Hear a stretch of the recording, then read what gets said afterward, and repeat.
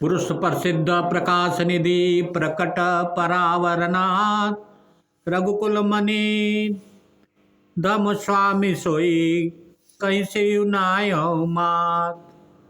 चर्चा उस ईश्वर की चल रही है, उस खुदा की चल रही है जो ऊर्जा के और प्रकाश के भंडार है। कई रूपों में प्रकट होते हैं। जीव माया जगत के सबके स्वामी हैं।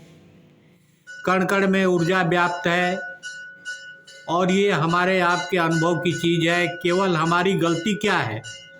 तो तुलसी बाबा ने लिखा, निज ब्रह्म नहीं समझहि अज्ञानी, प्रभु पर मोह धरा जड़ प्राणी, जथा गगन धनी पटल निहारी, झापौ बान कहीं कुविचारी। ये जो अज्ञानी मनुष्य है भ्रम के कारण समझ नहीं पाता। ये मूर्ख भगवान पर ही आरोप लगाता है, कहता है कि भगवान ने किया है इसलिए हो रहा है। बंधुओं, भगवान ने नहीं किया, ये हमने खुद किया है। जब से हमें ज्ञान हुआ, जो कर्म करते हैं लापरवाही के बस, अहंकार, काम, क्रोध, मद के लोभ में ऐसा कर्म कर बैठते हैं जिसे हमें दुख और सुख का अनुभव होता है। बंधुओं, भगवान तो पूरे ब्रह्मांड के स्वामी हैं।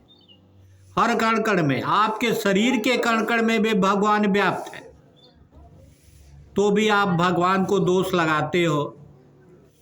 तुलसी बाबा कहते हैं, चिताओ जो लोचनी अंगुली लाए, प्रकट जुगल ससिते ही के भाए, उमा राम विषयी का समोहा, नब तब धुप धुरे जिमि सोहा। जो मनुष्य के आंखों में अंगुली लगाकर देखता है, जिसके लिए चंद्रमा प्रत्यक्ष है, हे पार्वती, श्री रामचंद्र जी विषय में इस प्रकार की मोह की कल्पना करना कैसे ही है जैसे आकाश में अंधकार, धुआं और धूल को देखना।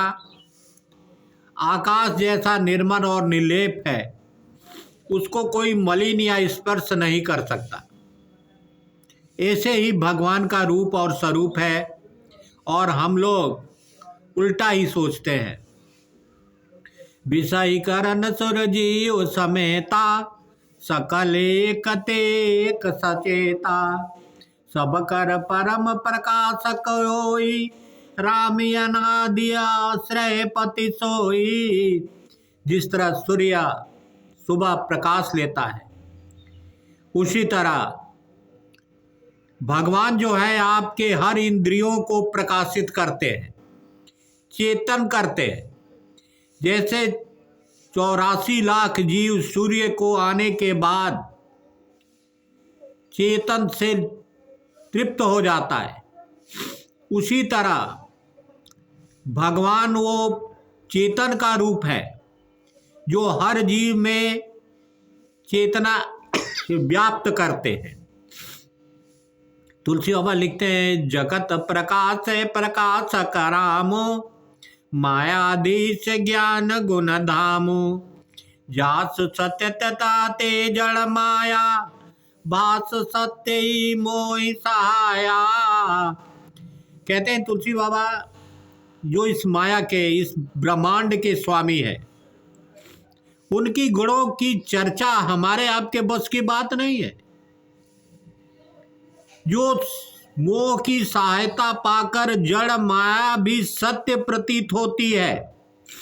देखिए, हम लोग को भी ये जो चेतना तत्व है, जो शरीर को चेतन करता है, उसको ना पकड़कर हम इस शरीर को, जो मट्टी का ढेला है, जो चेतन के कारण प्रकाशित होता है, उस पर आश्रित हो जाते हैं। सच ये है कि शरीर और चेतना दोनों अलग अलग चीज है। जब तक भगवान का प्रकाश रूपी ज्ञान इस शरीर को प्रवाहित नहीं होता, तब तक ये इंद्रियां शिथिल रहती हैं। और जब इंद्रियों में चेतन आता है, वो चलायमान हो जाती है। देखिए हम ही लोग रात को सो जाते हैं, इंद्रियां सब रहती हैं पर कार्य कोई नहीं करती। और जब सूर्य की उत्पत्ति होती है, प्रकाश आता है, तो हर इंद्रियां अपना अपना कार्य करने लगती है, हर जीव में करने लगती है। तो ये आप मानते क्यों नहीं है कि चेतन में और शरीर में अंतर है? चेतन अमर है पर शरीर अनित्य नहीं है, क्योंकि शरीर आएगी जाएगी पर चेतना जो है वो अमर है, प्रकाश है, वो ना लुप्त होती है ना विलुप्त होती है, हमेशा प्रकाशमय रहती है। इस शरीर में है, फिर शरीर छोड़कर दूसरे शरीर में प्रवेश करती है। अपने कर्म के आधार पर हम शरीर धारण करते हैं। यही हमारे अध्यात्म की कुंजी है। बोलिए श्री रामचंद्र शंकर जी भजो।